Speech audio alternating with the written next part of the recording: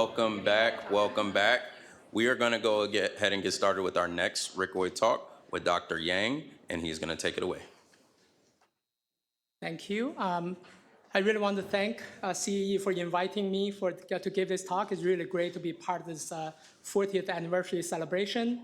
I want to say that I'm always amazed by all the Rickoids, alumni, especially. I also just found out Steve McCarroll is part of this Rickoid. He and I know each other from the Huntington field for many years. So it's a really wonderful surprise. So I'm going to change my topic a little bit. For those of you really interested in Alzheimer's disease, I'm happy to talk to you because we also do work. But what I decided to do is I'm going to talk about new technology we developed in the lab, really inspired by the need to actually fight this neurodegenerative disease. We need better tools.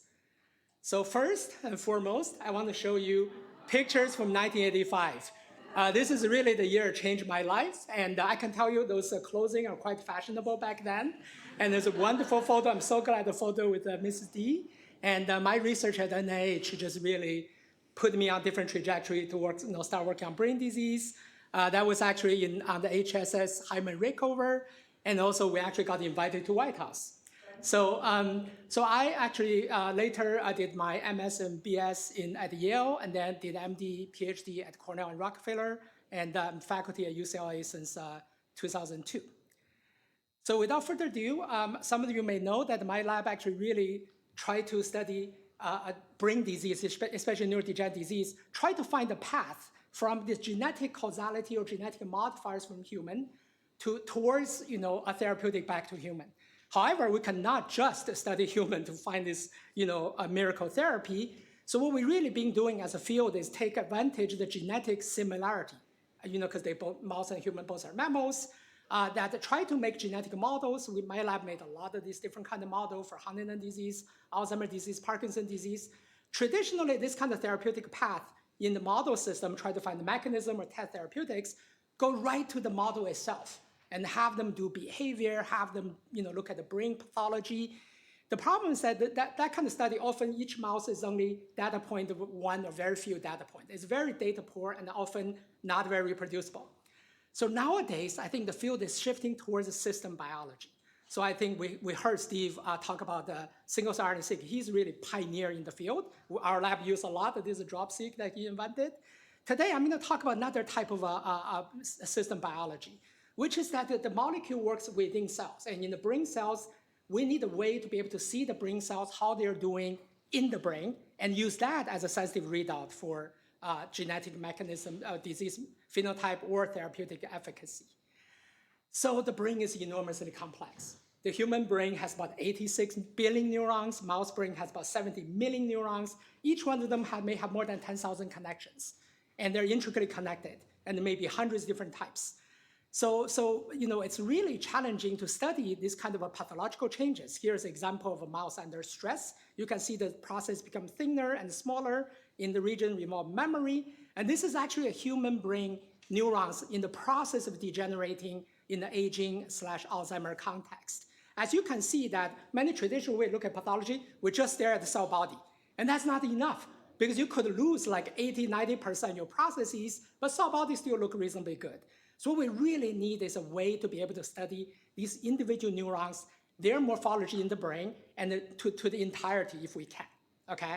And that is essential to be able to understand the pathology in the models, but also testing therapeutic in a highly efficient way.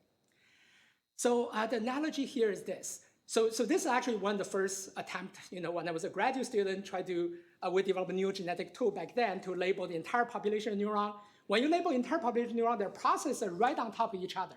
So you basically just see a sea of green with like cell body super green, but you don't really see those branches. So the analogy I like to make is the Amazon forest. So Amazon forest actually have 800 billion neurons, trees. But to study this 800 billion tree, if you just have a botanist drop into one spot, you may see that spot is good or bad. It doesn't represent the whole forest. If you take a satellite picture, like an MRI for our brain, above, you really don't know the details, what happened to certain type of tree, their leaves and their roots. So we really want the ways to be able to both have the more global view, but also actually go into individual neuron and ask what happened everywhere along that neuron. So there are many traditional ways to do this. The way is to really somehow sparsely label the neuron so that the surrounding doesn't occlude the picture, and then you can see the individual neurons kind of pop out. You can see the processes. There's some traditional way of doing this, like actually Ramani Kahal is the founder of neuroscience field, Nobel laureate. He did, he used Gaussian staining, these beautiful pictures. People do dye injection, people do virus injection. So these kind of methods has a lot of limitation, including they're very laborious. You often is invasive. They label just one region of the brain. They're missing axons. Most of them are in the brain slice, so it's 2D, not 3D. And the viruses are toxicity. So these methods really are not scalable. So if you look at traditional study morphology, people only look at a few neurons, and that's not enough. So, so we basically, through Brain Initiative, we developed this technology. Because of time, I'm going to be a little bit fast. So I will skip this except to say that we take advantage of this a genetic trick, which is this long mononucleotide repeat. If they're out of frame, but they're prone to like a frame shift. So we use this as a translational switch to switch on very bright reporter. So we call this method mononucleotide repeat frame shift, or morph. And this is actually now being used in Brain Initiative and other people. So we can label many different types of neurons as long as you cross with this Cree mice. I think a video worth 1,000 words. So I'll show you what's the current status of technology. We can actually now clear the brain. Now the morph labeled neuron is white, so it's actually labeled with antibody. The whole brain is cleared, and we actually look at them through a light sheet imaging. So we could just fly through the brain from front to back. So you can see these layer 5 cortical neuron label, but also their axons. And actually you can follow the axon to their terminal in this region called thalamus, and you can actually spot their axonal terminal. So this kind of a whole brain, single neuron, intact neuron imaging is actually usually not possible in other study. So if you zoom in, I don't know how clear this, you can actually see some of these local axonal collateral, which is usually not visible with viral labeling. So now we actually have a version of this I call genetic Gaussian. Essentially, it's ultra sparse labeling and it's whole brain imaging of random label cell type. So if you're interested in astrocytes in the back of the brain or pyramidal neuron in the front of the brain, they're all randomly labeled. Sorry, this is a little dizzy, but it's really at high resolution. Okay, so you actually can study the neuron that's vulnerable in your disease, like Alzheimer or Huntington disease, but you can also look at other cell type previously you're not suspecting to see if your therapy perhaps is causing toxicity. So just a quick vignette about Huntington. Thanks, Steve, for giving the introduction, so I don't have to talk about it.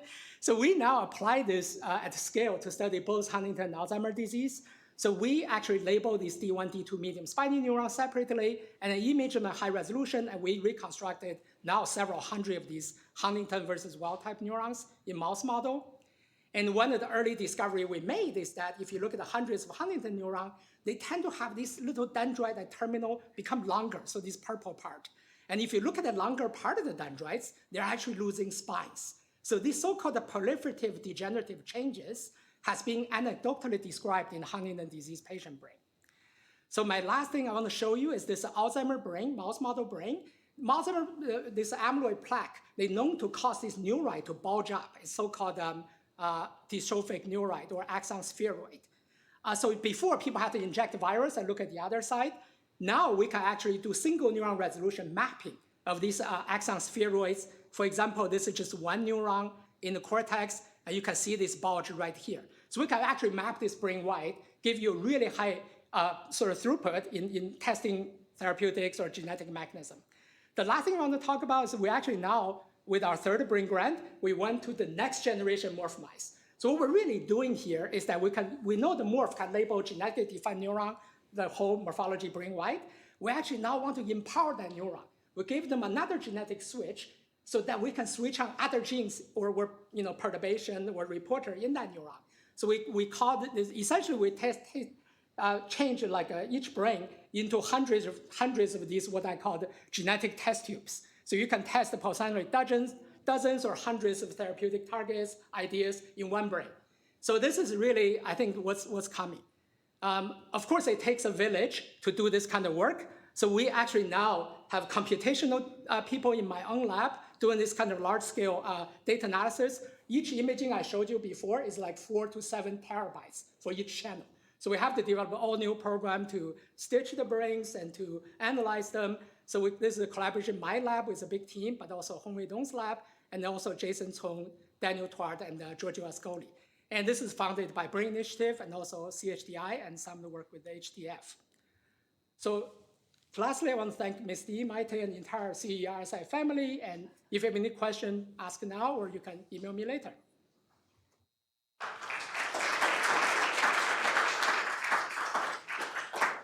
Thank you, Dr. Yang. We'll have about 5 minutes for questions.